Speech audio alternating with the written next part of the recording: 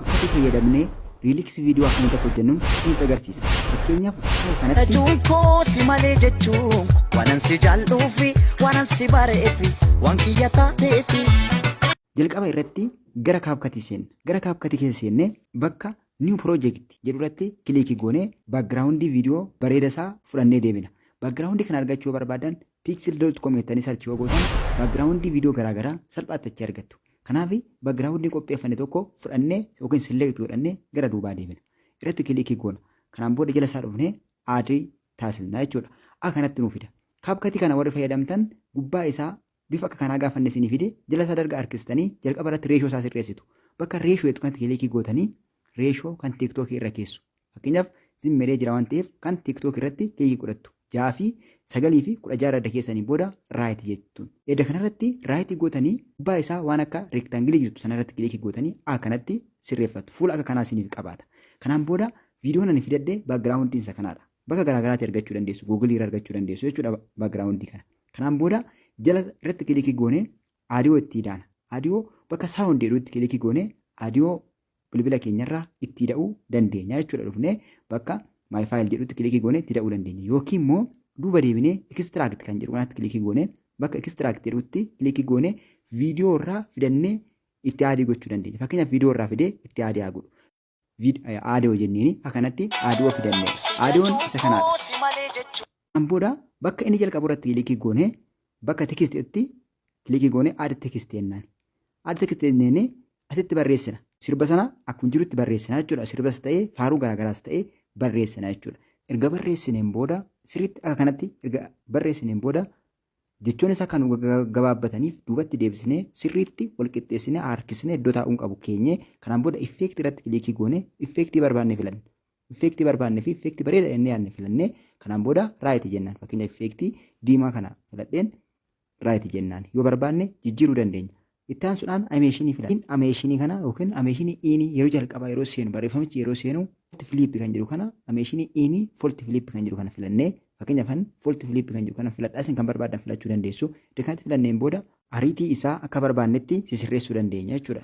Harkisnee yookiin dheeressinee yookiin gabaabsinee akka inni saffisee hojjetutti yookiin akka inni immoo suuteetutti akka barbaannetti sisirreessinee tottoshinee deenneen booda hanga nuuf ta'a jennee irra kaawwanneen booda aawuti kan jedhu kanarrattis kilikii goonee aawutii isaa kan barbaanne irra keenya. Ammas aawutii isaa tokko keessaa filannee tokkorra keenya jechuudha. Ani fakkeenyaaf pop daawun kan jedhu kanarraan kaa'a. Akka kanatti akka inni gadi bu'uuf. Edda sirra gooneen booda raayitii jennaan jechuudha. Akka kanatti sirreessineerra. Duuba deebinee iddoo inni ka'u sanaa kaasnee walii walqixxeessina. Sirbicha dhaggeeffannee sirriitti walqixxeessina. Inni fuulduratti harkifate gara duubatti harkisnee duubatti sissinee walqixxeessina jechuudha. Yeroo inni dubbatu faana sirriitti walqixxeessina.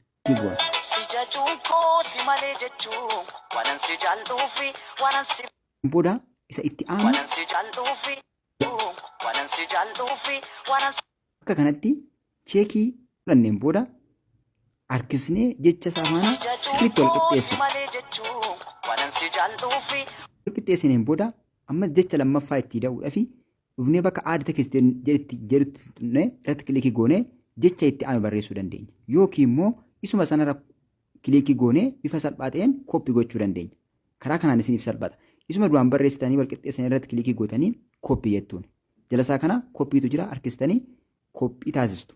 Kunoo kooppiin bakka kana jira kooppii jettuun. Kooppii argataniin booda harkistanii gara fuula fuulduraatti dabarsitu. Gara fuuldura isaatti dabarsitu. Gara fuulduraatti dabarsitaniin booda dabil kilikii gootu. Irra deddeebistanii kilikii gootanii irra deddeebistanii si'a lama kilikii edda gootaniin booda kana guutummaa isaa irraa balleessina. Kana guutummaa isaa irraa balleessinee jecha inni itti aanee jedhu sana irratti barreessina jechuudha. Irratti barreessina. Waan si jaalluuf jennee irratti barreessina jechuudha. Waan si jaalluuf jennee barreessine okee jennaan raayitii taasisna.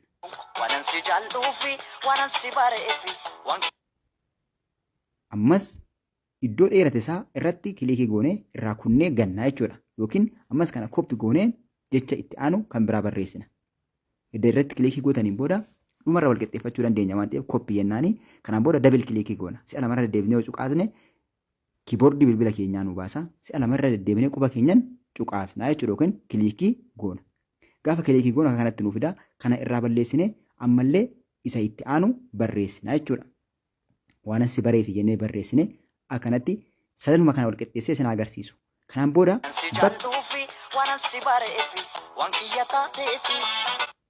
akka kanatti tokkoon tokkoo isaa dhaggeeffataa iddoo jecha arraba isaa faana wal qixxeessine kan irraa baduu qabu tokkoon tokkoon isaa irraa barreessina.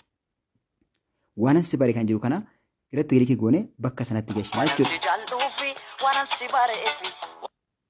Amma erga kanatti gooneen booda waan kiyya taateef kan jedhu kana itti maxxansinee qixa jecha arraba isaatii faana wal qixxeessinaa jechuudha. Sakandii gubbaa isaatii ilaallata. Sakandii gubbaa isaatii ilaallattu jechuudha. Sakandii gubbaa irra jiru. Iddoo ilaallanneen booda wal qixxeessinee akka kanatti sirreessinaa jechuudha. Sirreessinee kan irraa muramee baduu qabu irraa balleessina. Tokkoon tokkoon isaa irraa balleessinaa jechuudha. Akka kanatti koppi godhannee isuma editii gochuu dandeenya. Dhumarra animeeshinii garaagaraa itti dabaluu dandeenya jechuudha waan nu rakkisu hin qabu. Foontii isaa, istaayilii isaa, akkasumas effeektii isaa, animeeshinii isaa tokkoon tokkoon isaa akka barbaannetti sirreessina. Iddoo wal qixxeeffannee xumurreen booda kanatti wal qixxeeffannee xumurreen booda gara duubatti deebinee dhaggeeffataa tokkoon tokko fakkeenyaaf kana bifa isaa jijjiiruu yookiin halluu isaa jijjiiruu yoo barbaade bakka istaayiliitti kilikii godhee halluun barbaade irra kaa'uu danda'a. Effeekti kan jedhu kanatti kilikii goone halluu barbaanne irra kaa'uu dandeenya. Fakkeenyaaf halluu barbaanne irra kaa'uu dandeenya. Irra kilikii goone halluu bareeda jennee yaadne halluu bareedaa ta'e irra kaa'uu dandeenya jechuudha. Fakkeenyaaf halluu isaa kanatti jijjiiree jira jechuudha. Si jajuun koo si malee jechuun waanan si jaalluufi waanan si bareefi waan kiyya taateefi.